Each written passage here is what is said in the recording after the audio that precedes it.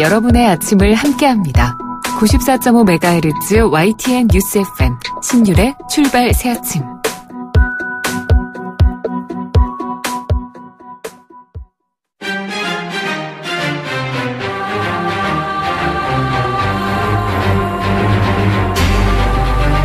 매일 아침을 뉴스로 깨웁니다. 신율의 출발 새아침. 린든 존슨 대통령은 1965년에 입법 제한의 60%를 의회에서 통과시켰던 반면에 존 F 케네디 대통령은 1963년 27%만을 통과시켰다. 이것은 두 대통령의 협상력의 차이가 아니라 1964년 치러진 선거 이후 하원에서 민주당의 의석이 늘었기 때문이다.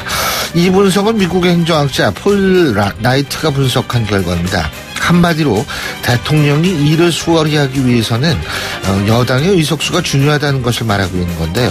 이런 분석에 따르면 여소야대는 대통령의 직무 수행에 상당한 걸림돌이 될 수 있습니다. 어제 문재인 대통령은 강경호 외무장관을 임명했습니다. 이를 두고 야당의 반발은 상당한데요. 협치는 끝났다고 주장하고 있는데, 자, 그렇다면 이제 협치 대신에 대치를 선택했다는 것인지 궁금합니다. 하지만 협치든 대치든 그 중심에는 국가와 국민이 있어야 한다는 사실, 정치권은 명심해야 할 겁니다. 신율의 출발 새 아침, 오늘 순서 시작합니다.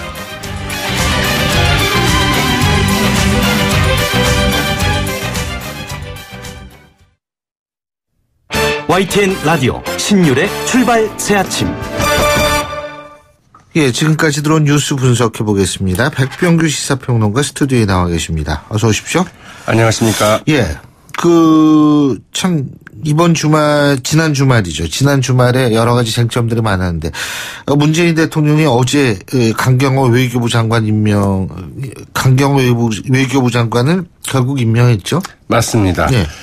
강경화 외교부 장관에게 어제 임명장을 줬죠. 문재인 대통령 그 강경화 장관에게 이젠 능력으로 국민에게 화답해달라 이렇게 좀 요청을 했는데요. 이 한미 정상회담 등 그 정상 외교 일정이 임박해서 더 이상 외교 수장자를 비워둘 수 없었다면서 강 장관 임명 강행 배경을 이제 설명을 했습니다. 야당의 인사청문 보고서 그 불채택에 대해서도 불만을 표시를 했는데요. 좀 유감이다 이렇게 이야기를 했습니다. 야당과 대통령의 그 인사에 대한 생각 완전히 다를 수도 있는데 그렇다고 해서 그 선전포고니 협치는 없다느니 하며 마치 그 대통령과 그 야당 간에 승부 또는 그 전쟁을 벌이는 것처럼 하는 것은 참으로 온당하지 못하다고 이 야권의 그 강경 대응을 이제 정면으로 비판하기도 했습니다. 그렇죠. 근데 야당 진짜 반발이 만만치가 않아요. 예? 그렇죠. 이 청문회 정국은 더욱더 이제 경색될 것으로 이렇게 예상이 되는데요. 그러나 그 야3당이 어디까지 이제 공조에 나설 것인지 여부는 좀 미지수입니다. 어디까지라는 게 이제 청문회를 거부하느냐 뭐 이런 거 말씀하시는 거죠. 그렇죠. 거기에다가 거부는 안 할 거라는 분석이 추경안 또 이제 처리 문제나 예. 이제 여기에 대해서 야3당의 공조가 어디까지 갈 것이냐 이거 좀 지켜봐야 될 것 같은데요. 일단 그 장관 후보자 청문 일정은 좀 올스톱 될 것으로 보입니다.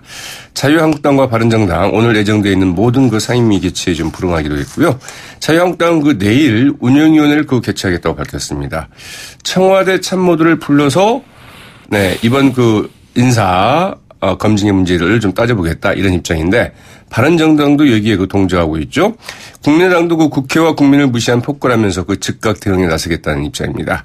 자유한국당 등 야당은 특히 그 조국 수석과 조현옥 인사수석의 그 사퇴까지 이제 요구하고 있습니다. 예.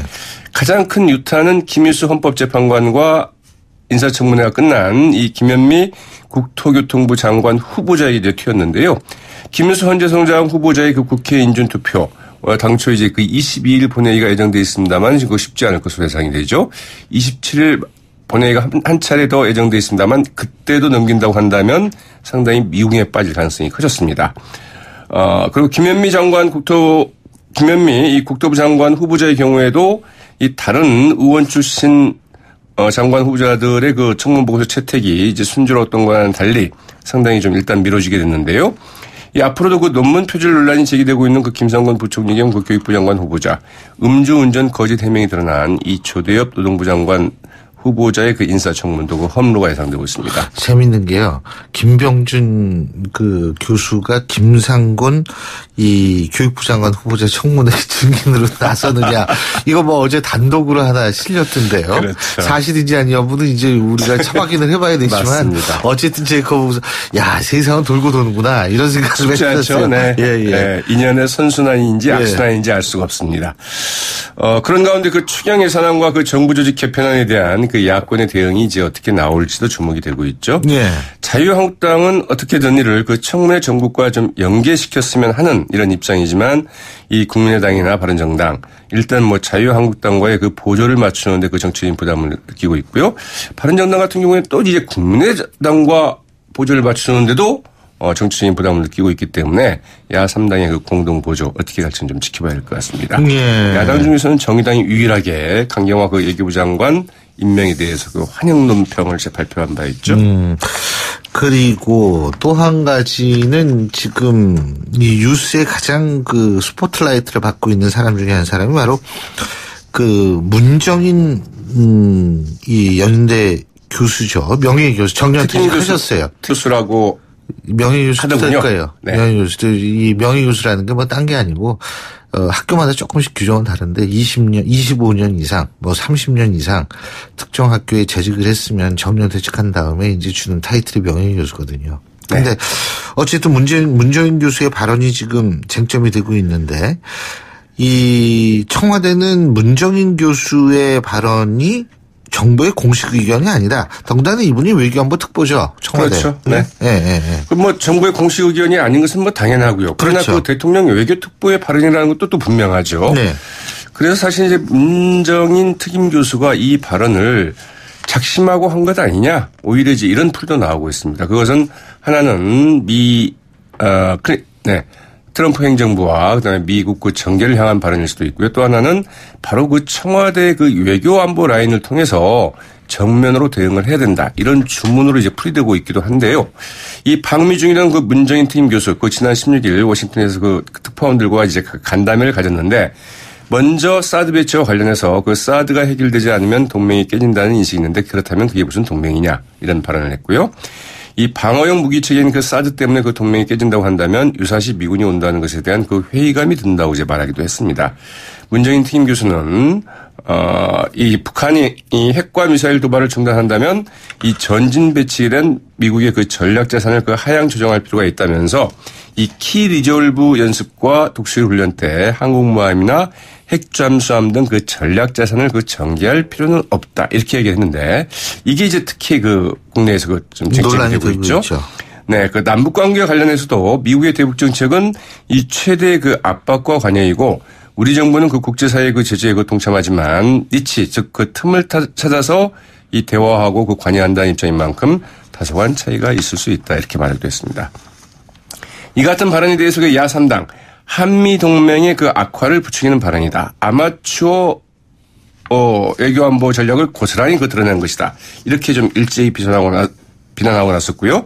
미 국무부의 그 알리시아 에즈워즈 동아시아 태평양 담당 대변인도 이 미국의 소리 방송과의 그 인터뷰에서 이 한국 정부의 공식 정책을 반영하는 것은 아닐 것이다. 이렇게 논평을 했습니다. 상당히 좀 신랄한 반응이기도 하죠.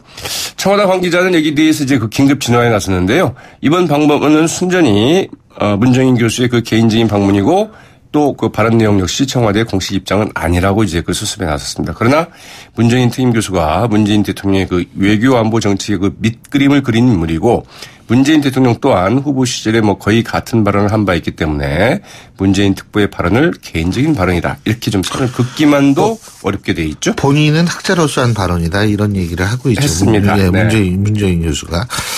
이 부분에 대해서 사실 근데 이제 지금 원비어 문제도 있지 않습니까? 그렇죠. 네. 미국 내에 있어서의 북한에 대한 어떤 그런 이 여론이 굉장히 악화되고 있는 사드 상황인데 문제나 이런 부분에 대해서 상당히 좀 민감하게 지금 반응을 하고 있죠. 네. 그런데 이제 그런 상황에서 이런 발언이 나왔기 때문에 사실 이제 좀 더 주목받지 않나 이런 생각이 듭니다. 오늘 말씀 여기까지 들어야겠네요. 고맙습니다. 네, 고맙습니다. 예, 지금까지 백병규 시사평론가였습니다.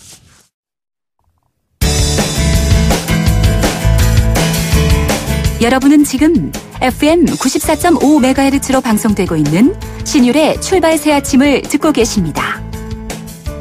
의견 주실 분은 짧은 문자 50원, 긴 문자 100원의 이용료가 드는 휴대전화 문자 메시지 우물정 0945번으로 의견 남기실 수 있습니다.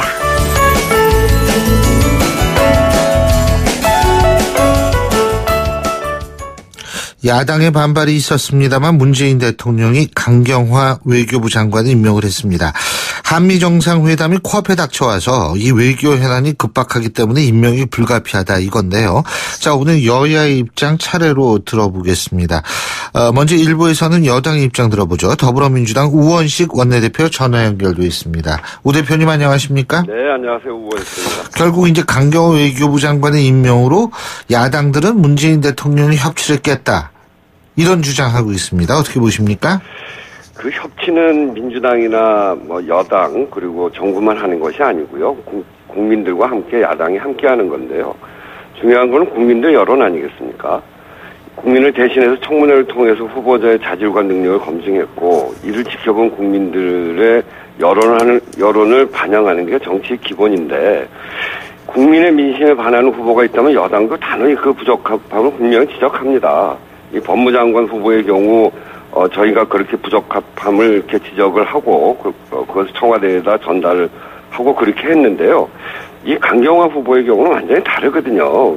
위안부 할머니나 반기문 전 유엔 사무총장 등 그 전직 장관 11분 그리고 유엔 직원들이 자질을 인정하고 국민들도 그만하면 됐다. 그렇게 하는데도 경과 보고서 채택 의사 일정 자체를 거부해온 게 야당이죠. 이런 상황에서 대통령이 임명하니까 협치 파국이다 이렇게 이야기하는 거는 저희들로서는 정말로 이 국정 공백으로 야기된 국민 불안을 빠른 시일 안에 해소해달라는 국민들의 요구를 야당이 이행하지 않는 것이다 이렇게 생각하고요.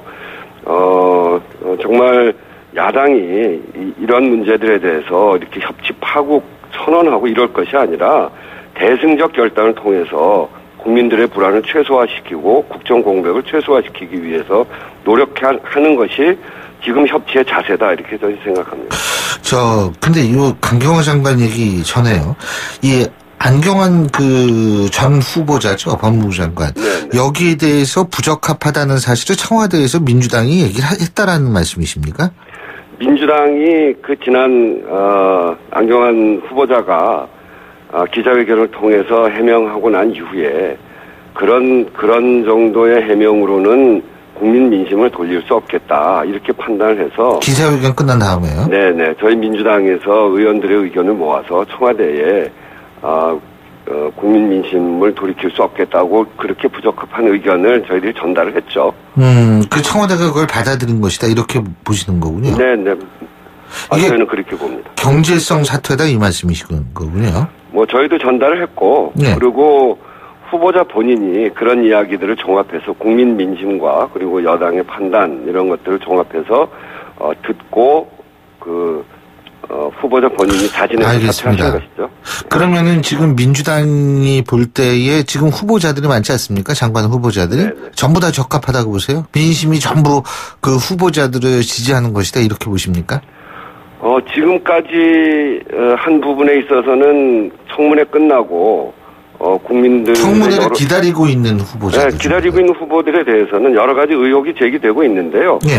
그 부분에 대해서 저희들의 입장은 분명합니다. 인사청문회법이 정한 대로 국회에서 인사청문회를 하고요. 청문회를 공개적으로 하는 이유는 국민들이 청문회라고 하는 과정을 살펴보시면서 국민들의 판단해 가시는 거라고 생각하거든요. 예. 그런 점에서 예. 의혹이 그 자체로 모든 것이 사실인 것은 아니고 그중에 사실인 것도 있고 아닌 것도 있고 그것을 청문 과정을 통해서 확인하고 예. 그리고 결정하면 된다고 생각합니다. 그러니까 실제로 청문회 끝나고 난 다음에 여론이 중요하다 이 말씀이신데 그죠? 국민들의 판단이 중요하다. 국민들의 판단이 중요하다. 네. 자, 그렇다면 국정자문위원회에서 얘기하고 있는 청문회 개선 방안, 네. 다시 말해서 정책적인 그런 자질이나 이런 능력 검증은 공개로 하되 도덕적인 거는 비공개로 하자라는 얘기는 반대하시겠네요. 그 부분에 관해서는 이미 이제 국회에서도 안이 나와 있습니다. 네. 국회 법안도 제출돼 있고 그런 것들을 포함해서 인사 검증 의 기준에 관해서 국회에서도 운영위원회를 소집해서 소위원회를 만들어서 논의하기로 했습니다. 제가 여쭤보고 싶은 거는요. 만약 어떤 거는 공개, 어떤 건 비공개로 했을 경우에 네. 지금 말씀하신 대로 국민들의 판단이 중요하다고 얘기했을 때 비공개로 한 데는 국민들이 판단을 할 수가 없는 거 아니에요? 비공개를 할 때는 그 전에 사전 검증을 철저히 하는 거거든요. 예. 사전 검증을 철저히 해서 그거를 공개적으로 내놓는 거죠. 단지 과정상의 비공개를 하는 거는 이게 본인에 대한 그 인사검증뿐 아니라 그 가족 모든 사람들에 대한 인사검증이 되면서 불필요하게 그 주변에 있는 모든 분들의 명예훼손이나 이런 것들이 일어날 수 있거든요. 그 부분은 우리가 보호해줘야 될 필요가 있지 않습니까? 그런 점들을 감안하는 건데 그 부분에 대해서는 국회에서 논의를 해 나갈 생각입니다. 그렇군요. 자, 강경화 장관 얘기로 다시 돌아가서요. 네. 지금 자유한국당은 해임 건의는 물론이고 모든 방안을 강구해서 대통령의 선택을 무효화하기 위해 최선을 다할 것이다. 이런 얘기를 하고 있는데 이게 무효화할 수 있는 방법이 있는 거예요? 무효화할 방법은 없죠. 예. 그리고 인사청문 과정을 통해서 그 인사가 적합한가 적합하지 않은가 이런 점들은요. 역대의 그동안 낙마한 사례, 낙마하지 않은 사례 이런 걸 살펴보면 낙마하는 이유는 본인이 도저히 내가 이 인사 검증을 뚫을 수 없겠다. 국민들의 민심에 반하겠다. 이렇게 생각해서 본인이 자진 사퇴하는 경우가 있고요. 지난번에 안경원 후보의 경우에 그랬죠. 또 하나는 그 인사권자가 청문 과정을 통해서 또는 여러 가지 언론들이 또 검증해 가지 않습니까? 그런 과정을 통해서 이분을 임명을 하면 국민 여론에 크게 반해서 이게 여러 가지 문제가 생기겠다. 이럴 경우에 소위 임명을 취소하는 거거든요. 그게 낙마 사유인데 지금은 국민들이 지지하고 있고 야당이 반대하는 사이에서 야당의 이야기를 들어야만 되는 상황으로 야당들은 자꾸 이야기하는 거 아닙니까? 국민들의 인식은 그것에 반하고 있는 거죠. 지금까지 낙마시킬 때 야당이 온전히 낙마시킨 적은 없어요. 그것이 국민 의사에 반할 때 낙마가 되는 거죠. 그런 점에서 보면 이제 야당들도 이렇게 강박하고 압박하고 마치 대통령도 말씀하셨는데 전쟁 치르듯이 할 것이 아니라 어떻게 하면 지금 이 오랜 국정공백과 국정농단 사태를 통해서 벌어진 국민들의 불안을 해소해 나갈 것인가라고 하는 관점에서 이젠 다시 보기 시작해야 된다라고 하는 점 정말 호소드립니다. 조현옥 인사수석과 조국 민정수석의 책임론이 지금 제기되고 있지 않습니까? 네네. 이 부분은 어떻게 보십니까? 그 부분에 대해서는 인사검증 시스템을 갖추기 어려운 시기적 제약이 있었고요. 국정공백 장기화를 하루라도 빨리 끝내자 하는 그런 마음이 앞선 상황에서 벌어진 일인데 이제 정부가 출발한 지 한 달 됐습니다. 인수위도 없이 그 많은 인사를 검증하다 보니까 인사검증 과정에 일부 흠결이 있는 것은 사실입니다만 지금 그래서 청와대가 그간의 인사검증 시스템 미비점을 보완하기 위해서 인사위원회를 발족하기로 했다는 거 아닙니까? 인사추천위원회인가 그거죠? 예, 인사추천위원회죠. 예. 그래서 이게 고의로 숨기고 했다면 모르겠습니다만 사실 45년 전의 일을 사실관계를 정확하게 파악하기 어려운 측면이 있기 때문에 그것을 이렇게 마구 책임론을 제기하는 거는 저는 과도한 정치 공세다 이렇게 생각합니다. 인사추천위가 생기면 뭐가 달라져요? 일단 검증하는 대상을 그러니까 지금까지는 인사 시스템을 한 2사람 그런 정도로 해서 배수로 해서 추천하고 거기에서 대개 적임자가 선정이 되면 그분 가지고 검증을 했는데 인사추천위원회에서는 한 서너 분을 대상으로 해서 검증하고 보다 많은 사람들이 인사검증에 참여를 하고 이렇기 때문에 검증 자체가 좀 더 확고하게 그런 시스템상으로 철저하게 될 수 있는 그런 측면이 있는 거죠. 네. 지금 자유한국당은 국회 운영위 소집을 해서 조국 민정수석의 검증 부실 논란을 따져묻겠다 지금 이런 얘기인데요. 그러니까 지금 이제 이미 저희들 원내대표들끼리는 내부적으로 거의 합의가 돼 있는데 국회 운영위원회에서 인사검증 소위를 만들어서 이런 인사검증 시스템 이 제도에 관해서 검토를 하자 이런 논의가 거의 합의되어 있는 상태거든요. 네. 이런 부분들에 대해서는 운영위원장께서 진행하지 않고 계시단 말이죠. 그리고 상당히 정략적으로 보이는 부분만 앞세워서 이렇게 하신 건데요. 저는 이게 이 운영위원장의 관례상 지금까지 모든 국회에서 여당이 맡아왔습니다. 네. 그래서 저희는 국회를 안정적으로 운영하기 위해서도 여당 원내대표가 운영위원장을 맡아야 되니 그것을 여당에게 넘겨라. 여당에 돌려보내라 이렇게 이야기하는데 그것은 넘기지 않으면서 발목 잡기용으로 쓰겠다는 의도가 보여서 저는 사실은 굉장히 불쾌합니다. 이번 기회에 우선 국회를 정상적으로 지금 정권 교체가 된 거거든요. 국회를 정상적으로 만들기 위해서 그동안 해왔던 대로 국회 운영위원장은 여당 원내대표에게 넘기는 것부터 시작을 하고 그리고 국회가 정상적으로 갈 수 있도록 인사검증 시스템을 제대로 만드는 소위부터 구성해서 이것을 점검하고 그래도 필요하면 지금 청와대에서는 그 인사추천위원회를 만든다고 하니까 그것이 진행돼 가는 과정을 보면서 그래도 부족하면 그때 가서 불러도 늦지 않는다고 생각합니다. 이제 한 달 됐는데 이렇게 발목 잡기부터 시작하면 국정이 어떻게 안정되고 또 이 국정 공백을 빨리 메꿔 나가야 되는데 그걸 어떻게 하겠습니까? 어쨌든 조국 수석 출석을 아마 요구하는 거 아니에요 지금? 그렇습니다. 출석할 필요 없다고 보시는 거죠? 필요하면 해야죠. 근데 국회를 먼저 정상화 시켜놓고 그리고 하자는 겁니다. 그리고 이제 지금 정호택 원내대표가 국회 운영위원장인데 이거는 과거에 여당 몫이었기 때문에 운영위원장을 맡았다 이 말씀이시죠, 그죠? 그런데 지금 정권 교체가 됐으니까 이제 운영위원장은 민주당이 맡아야 된다 이 말씀이시죠, 그죠? 네네. 정우택 대표께서도 그 부분에 대해서 국회 운영위원장이라는 자리는 집권 여당의 원내대표가 맡아야 되는 자리다 이렇게 이야기하셨거든요. 그런데 국회법에 의하면 정우택 대표는 이렇게 얘기하는 겁니다. 국회법에 의하면 각 상임위원장은 2년간 임기를 가진데 지금 이 얘기를 하거든요. 그러니까 임기가 지난번 20대 전반기 원구성할 때 자유한국당이 국정 운영과 국가 안보를 책임지는 여당으로서 국회 운영위원회와 정보위원회 위원장은 여당이 맡아야 된다 이렇게 주장하고 이걸 가져간 거거든요. 지금도 똑같죠. 이런 그 국회 운영의 일반 원리가 이게 변화될 수 있는 겁니까?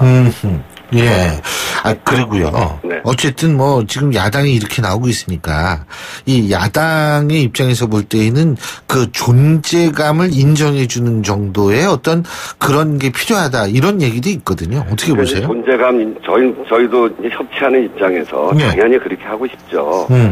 근데 국민들이 지지하는데 야당들이 낙마시켜라 이렇게 해서 낙마하면 국가 운영을 어떻게 합니까? 그러면 그렇게 지지하는 국민들은 그렇게 무시해도 되는 겁니까? 결국 국회는 민의의 정당이지 야당들만의 전당은 아니지 않습니까? 그런 점에서 국민 의사에 반해서 국회를 운영하면 안 된다라고 하는 점을 분명히 말씀드립니다. 알겠습니다. 그리고 이제 저희가요. 이 인사 문제에 대해서는 찬성이냐 반대냐밖에 없잖아요. 적합이냐 부적합이냐 이것밖에 없기 때문에 그런데 사실 추경이나 또 앞으로 그 법안에 있어서 국민들에게 도움이 되는 부분이 있다면 저희들이 적극적으로 수용할 생각이 있습니다. 그래서 추경도 정말 국민들에게 필요한 절박한 일자리와 민생을 돌보기 위해서 만든 추경인데 야당에서 이것은 정말 국민에게 필요하다 이렇게 이야기를 하면 그건 야당발 추경으로 저희들이 얼마든지 받아들일 수가 있습니다. 그런 점에서 서로 합의하고 조정될 수 있는 안건을 가지고 야당의 존재감을 드러내야지 이건 되지 않는 서로 합의할 수 없는 그런 내용, 국민의 의사에 반하는 그런 내용 가지고 야당의 이야기를 들어줘야 협치가 된다 이렇게 얘기하는 건 전 무리한 요구다 이렇게 생각합니다. 알겠습니다. 오늘 말씀 잘 들었습니다. 고맙습니다. 감사합니다. 지금까지 더불어민주당 우원식 원내대표였고요. 신율의 출발새 아침 1부 순서 여기서 줄입니다. 잠시 뒤 2부에서 뵙겠습니다. 소통의 아침을 여는 공정한 목소리 신율의 출발새 아침. 신율의 출발새 아침 2부 순서 먼저 광고부터 듣겠습니다. 다시 돌아온 월요일 아침입니다. 7시 41분 14초 지나고 있는데요. 교통 상황 알아보겠습니다. 박환 캐스터. 네, 신율의 출발새 아침 교통정보입니다. 예상하시겠지만 월요일 아주 바쁩니다. 곳곳으로 정체 구간이 상당한데요. 거기에다 사고 소식까지 들립니다. 강변북로 따라 일산 들어가는 길 잠실대교와 청담대교 사이 1차로에 사고가 나서 뒤로 강동대교부터 길게 밀리고 있습니다. 잠실대교까지 속도 내기 어렵고요. 이후로도 성수대교와 반포대교 사이로 답답합니다. 국회대로도 사고가 있었기 때문에 조금 더 밀리는데 인천 시계에서 경인 두 번째 지하차도 목동교에서 국회까지 쭉 밀려 있습니다. 성산도는 연희나들목에서 봉원 고가차도 쪽으로 더디고요. 양재대로는 일원터널에서 개포 지하차도, 구룡 지하차도에서 양재 화물터미널까지 답답합니다. 신율의 출발새 아침 교통정보였습니다. YTN 라디오 신율의 출발 새 아침. 예, 앞서 안경환 법무부 장관 후보자, 전 후보자죠. 자진 사퇴 그리고 강경호 외교부 장관 임명, 이 두 부분에 대한 여당의 입장 들어봤죠. 자, 이번엔 야당의 입장 들어보겠습니다. 국민의당 박주선 비대위원장, 지금 현재 국회 부의장 맡고 계시죠. 박주선 비대위원장 전화 연결하겠습니다. 안녕하십니까? 네, 안녕하십니까. 예, 강경호 외교부 장관이 결국 임명이 됐는데요. 이게 이제 좀 전에 우원식 더불어민주당 원내대표 같은 경우에는 이 국민 여론에 따라 이 결정이 된 거다. 국민들이 청문해보고 판단하고 그 여론에 대한 결과다. 이런 얘기를 하는데 어떻게 보십니까? 국민의 뜻과 여론조사 결과는 저는 일치하지 않는다고 봅니다. 왜 그렇게 보시죠? 왜냐하면 응답률이 5, 6%밖에 안 되는 여론조사도 있고, 그리고 그다음에 이 청문은 재판이나 다름없는데, 재판관이 제기된 의혹을 심의를 하고 심사를 해서 규명을 하고 능력과 차질을 검증해서 판단하고 해가지고 결과가 이제 적격 부적격으로 나오는데, 재판한 사람들 말하고 일반 국민이 보도만 통해서 보는 것하고는 좀 다르지 않겠습니까? 저는 그렇게 생각하고 있습니다. 있고, 또 문제는 이 인사 배제 5대 원칙은 문재인 대통령 스스로가 설정한 선거 공약입니다. 또 선거 공약은 반드시 지킨다는 취임사에서 말씀하셨습니다. 그 다음에 이 공약을 지금 위반하는 것도 우리 문재인 대통령입니다. 그럼 위반에 대해서 입장도 있고 앞으로는 어떻게 할 것이냐 한 것에 대해서 본인은 사과는 사과 아니면 생각을 말씀하셨는데 하나도 그런 이야기는 안 하는데 야당은 본인이 설정한 공약 지키고 취임사 약속 지키라고 하는데 국민들은 그러면 취임사도 지키지 말고 공약도 폐기를 하고 지키지 말아라 이렇게 이야기를 하시고 있다고 저는 보지 않습니다. 그래서 근데 이것을 주장하는 야당에 대해서 정치 공세니 국정 발목 잡기니 이런 식으로 몰아붙인다면 지금 국회는 아무 역할도 할 수 없고 국회 무용론에 빠지게 되고 또 국회가 지금 더불어민주당은 일당이긴 하지만 혼자서는 아무 역할도 못하는 불능의 정당입니다. 그래서 협치 구도라고 그러는데 이 야당이 여당보다도 숫자가 훨씬 많을 뿐만 아니라 과반수가 넘습니다. 그런데 야당 의사를 무시한 것은 국회 의사를 무시하고 협치 구도를 깨뜨리는 건데 이렇게 해가지고 어떻게 국회에서 정부 협력을 바랄 수 있겠느냐, 국회가 정부의 협력하는 걸 바랄 수 있겠느냐, 도대체 뭘 믿고 이렇게 강행을 하는 거냐, 이걸 좀 묻지 않을 수가 없습니다. 예.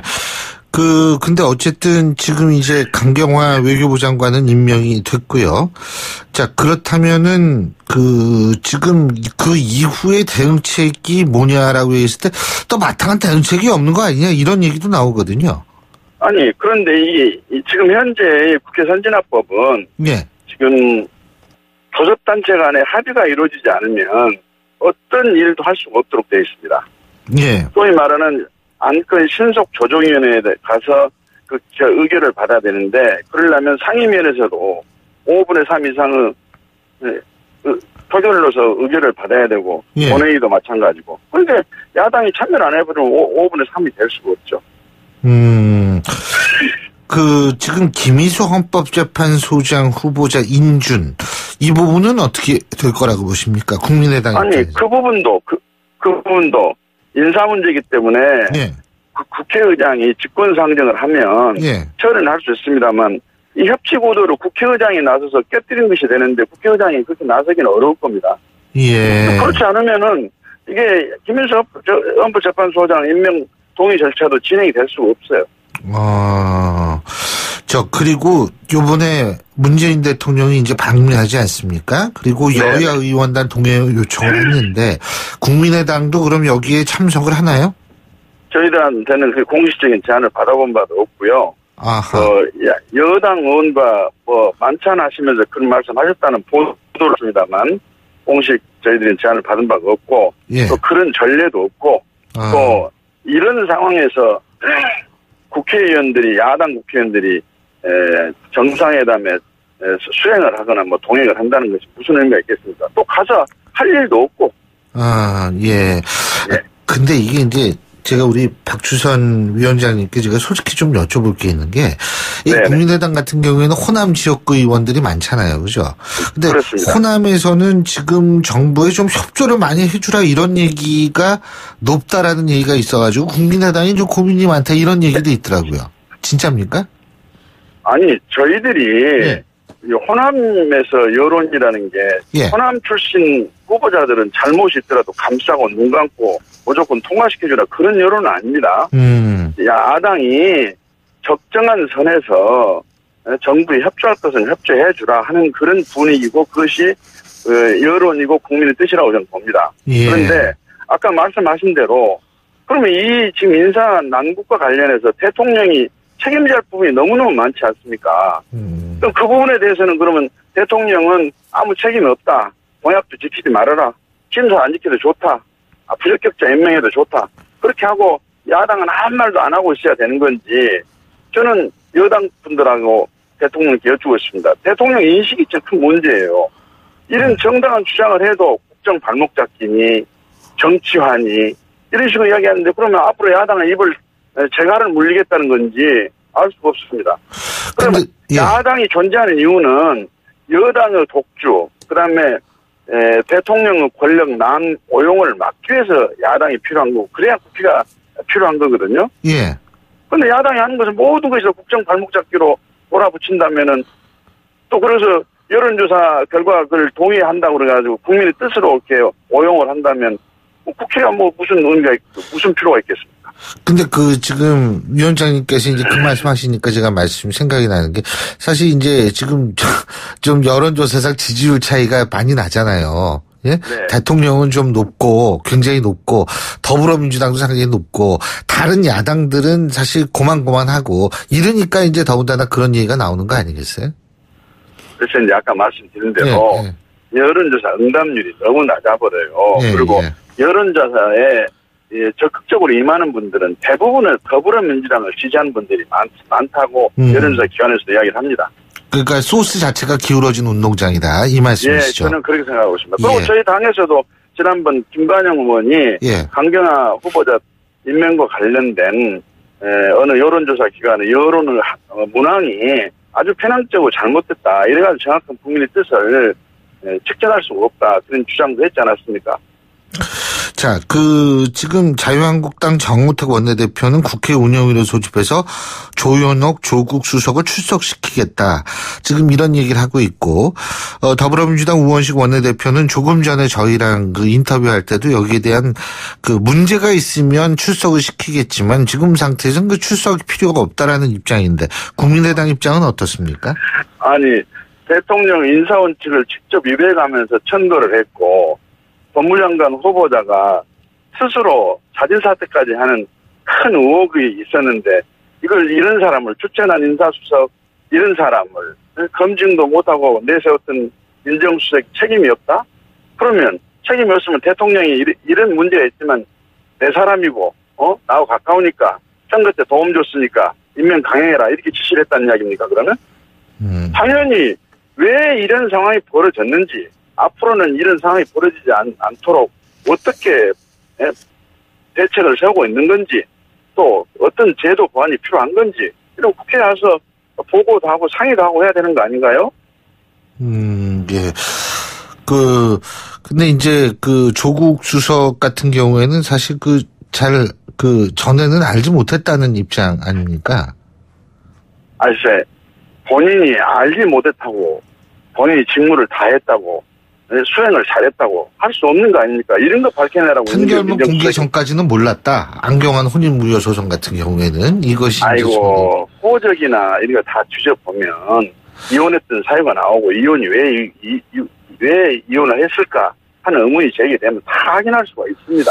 그리고 예. 이 문제에 대해서 대통령 인식이 정말로 좀 큰일이다 싶은 것이 뭐냐면 개혁을 앞세우다 보니까 검증이 좀 아니했다 이런 식으로 이야기를 하시면서 사과 한마디도 없었는데, 그러면 개혁하려고 하는 사람들은 전부 다 인사 5대 원칙에 걸리고 이렇게 국민적인 비난을 받는 그런 부적합한 과거의 처신이 있어야 됩니까? 지금 보훈 인사를 하고 친문 인사하고 코드 인사하려고 보니까 이런 사람들을 어떻게 하든지 그냥 무시해버리고 넘어가 주자, 임명하자, 이런 발상 때문에 그런 것이지, 정말로 대통령이 취임사에서 말씀하신 대로 나를 지지하지 않았던 사람도 삼고초려를 해서 함께 일하도록 정부의 강요로 또 고위공직자를 임명하겠다는 취임사 약속만 지켜도 이런 인사 사고는 막을 수 있습니다. 자, 지금에서 조금 다른 얘기 한 가지만 더 여쭙겠습니다. 문정인 통일외교안보 특보, 사드가 해결되지 않는다고 한미동맹이 깨진다면 그게 무슨 동맹이냐 이런 얘기도 했고요. 미국 가서 또 미국의 핵항공모함과 핵잠수함 등이 한반도 전개를 미국의 협의에 축소할 수 있다. 지금 이런 얘기를 했는데 이런 발언들을 종합적으로 어떻게 판단하십니까? 참 아연 실소를 할 수밖에 없는데요. 한미 정상회담을 앞두고 문재인 특보라는 분이 문재인 대통령의 생각이라고 이런 이야기를 한다는 것도 외교 기술상 이게 말이 안 되는 거고, 그다음에 대북 정책이라는 것은 한미 동맹의 기조 속에서 알겠습니다. 또 진행이 돼야 할 텐데 이렇게 미국을 자극하고 미국을 건드리는 이야기가 왜 필요한 건지 모르겠습니다. 알겠습니다. 네. 오늘 말씀 여기까지 듣겠습니다. 고맙습니다. 네. 예, 지금까지 국회 부의장을 맡고 계시죠. 국민의당 박주선 비대위원장이었습니다. 신율의 출발새 아침 2부 순서 여기서 줄입니다. 전 뉴스 들으신 후 8시 10분 3부에서 다시 뵙겠습니다.